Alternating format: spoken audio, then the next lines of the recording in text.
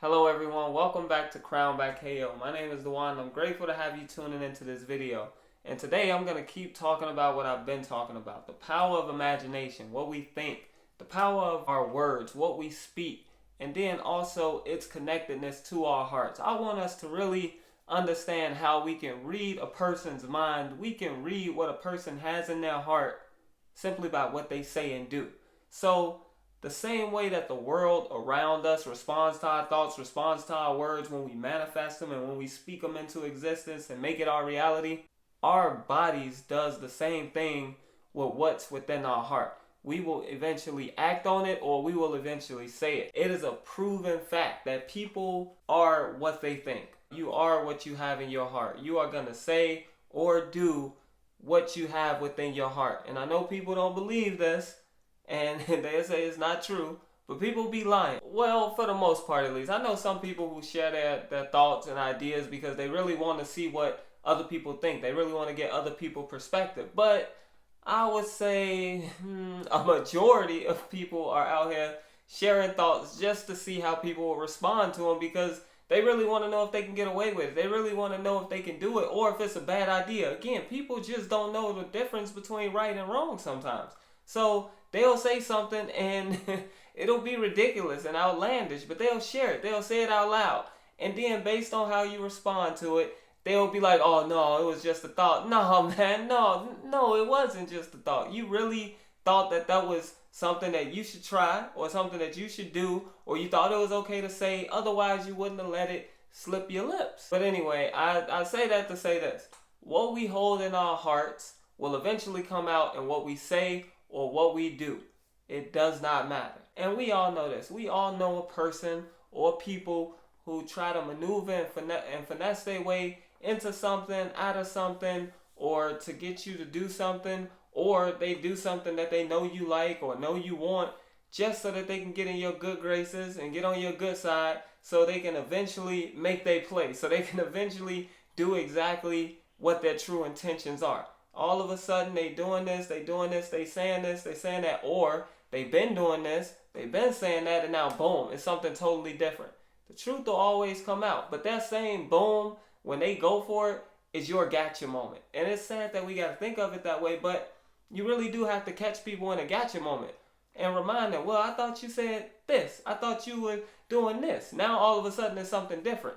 Again, what's truly inside of them will come out. If a person has anger, if a person has greed, if a person has bitterness inside of them, then what you see them saying, what you see them doing will reek of those things. It will scream, I'm jealous. It will scream, I'm greedy. I only think about me. It will scream, I'm bitter, and the other people around me, I want them to be, misery loves company. So you just have to pay attention to what they do and what they say because they're doing and saying exactly what they hold within their heart. And this is why I say you can read a person's heart. You can know exactly what a person thinks and what they have within their heart if you just pay attention to what they say and what they do. And to help me with this, we're gonna look at Jesus. Again, these last couple episodes have been all about what Jesus has said and how he's explained things to help us understand how to live a more peaceful life, a more prosperous life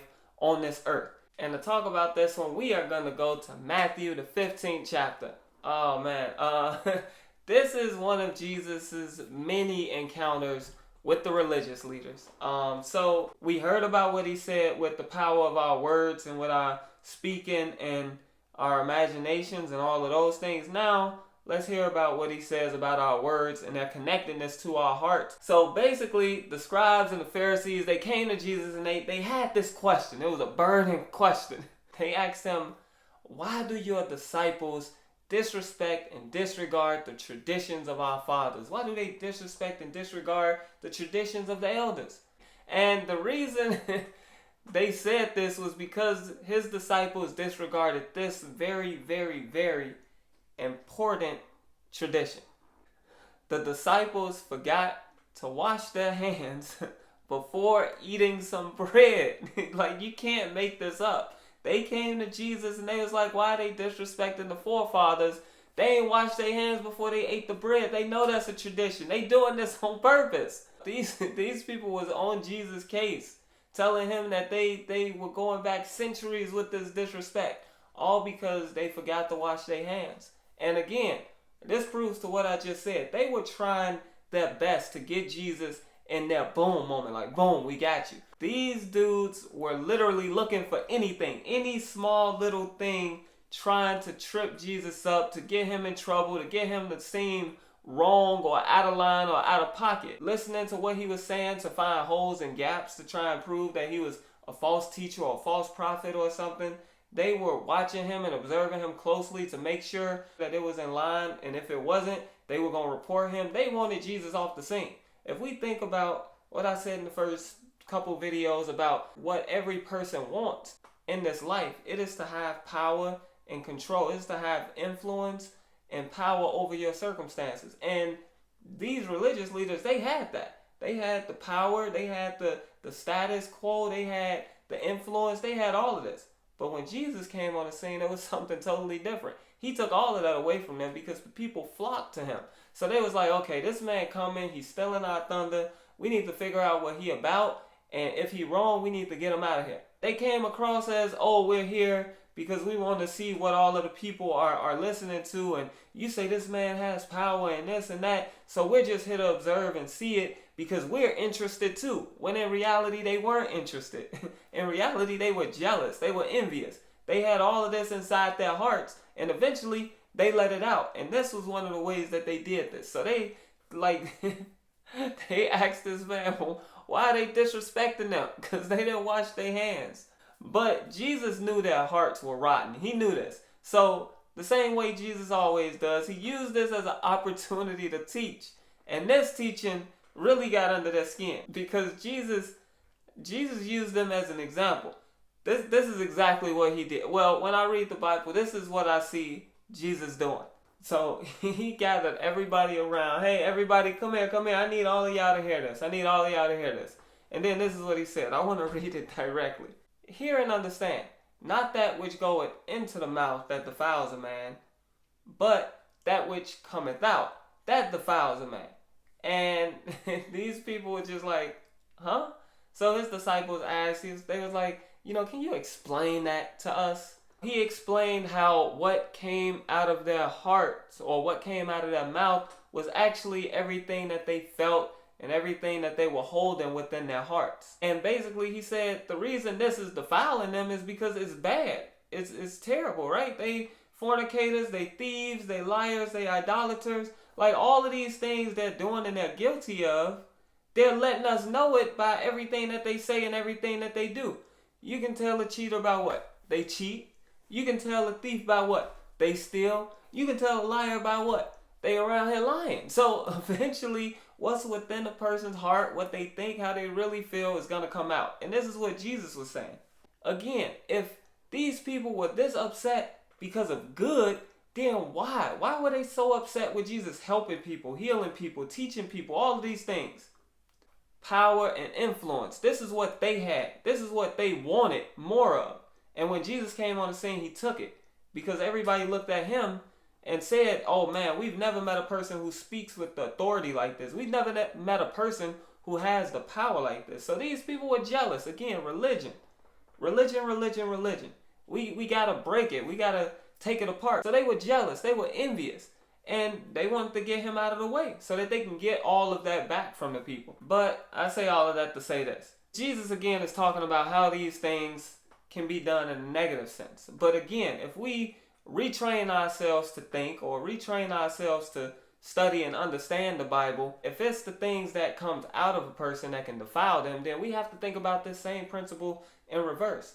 The things that come out of a man that are good will do what? They will bless him. They will prosper him. They will bring an abundant life. They will bring peace. So again, we have to watch what we say. We have to really examine what we're taking in and thinking in our minds and holding within our hearts, because all of those things are the sum total of what we see existing around us. If it is clear how negative thoughts and imaginations can lead to these actions, to these words being spoken, these things being done, the same is relevant and true for positive thoughts. The same is relevant and true for positive imaginations. And Paul told us how to do this. He wrote about it in Philippians. He said, but brethren, think on these things. Whatsoever things are, I can't say them in order, but like lovely and pure and just and of a good report. If there's any virtue, any praise, think on these things, right? Because if you allow these things to be what you meditate on and think about, they will become embedded in your heart and in your mind. And when you go around, when you speak, when you act, it will all be out of goodness versus those people who may be thinking about theft. They may be thinking about lying. They may be thinking about cheating. They may be thinking about fornicating. Whatever they thinking about, what they do and what they say will all be related to those things because that's what they filled their head and their hearts with that. So you have to fill your head and your heart with positive declarations, with positive decrees, with good things. You have to imagine those things in your head. You have to imagine it. You have to speak it. You have to speak it. You have to imagine it. You got to let it sit in. And the only thing that will come out of you will be the things that you've constantly instilled or put within yourself. And that's good. Or it should be good. Don't let the evil stuff sit in. Don't sit and harp on things that are making you angry or things that are making you bitter or sad or upset because now you're going to walk around depressed. You're going to speak depressing things. You're going to speak things that are upsetting to other people versus being able to walk around and speak life. Being able to walk around and spread joy. Because now the only thing you've been thinking about are the good things. The virtuous things. The things that are just and of a good report. Stuff that's honest, right? So if you want to see good happen around you or good happen for you, then you need to fill your mind with good things. You need to fill your heart with good things. In reality, people really do say what they mean and they really do mean what they say. But that's the kingdom principle that I want to share today. You can read minds. You can read hearts. All you got to do is observe what they do and what they say. And if anybody tell you otherwise, then read their mind and read their heart. So with that, thank you for your time. If you've enjoyed the video, please make sure you like it. Let me know what you think in the comment section below. Again, I'm really hoping these videos really help you understand how to just navigate life, how to navigate society, your relationships, and everything that you do within your life to build the life that you want, to live the life that you want. It's really crowned, so we're trying to teach y'all how to live a crowned life, how to live that royal life here on earth. And last couple episodes have been about Jesus' sayings because he came with the right message, the kingdom of heaven. What is this kingdom? What are the principles? How does it operate? How can you do that and use that here on earth? That's what we've been examining. And moving forward, I want to talk about specifically what's going on in our churches, what's going on within these religious settings and within these religious groups that is causing so many people to lose hope and to lose faith. It is not the time to be losing hope and losing faith, especially with famine on the rise, especially with all of these plagues. We got a monkeypox now, and then we also still at war. We also battling inflation. We are coming up on some dark times, some bad times. And in order to know how to get through this and get past this, we have to know these kingdom keys and principles. So I hope what I said today was helpful. Tune in to the next couple videos so we can examine more and continue to learn more so that we can do more and be more in our lives. But like I say in every video, if you don't hear anything else from me, if you don't, watch another video, just remember this. The purpose of life is to live. All right? Peace.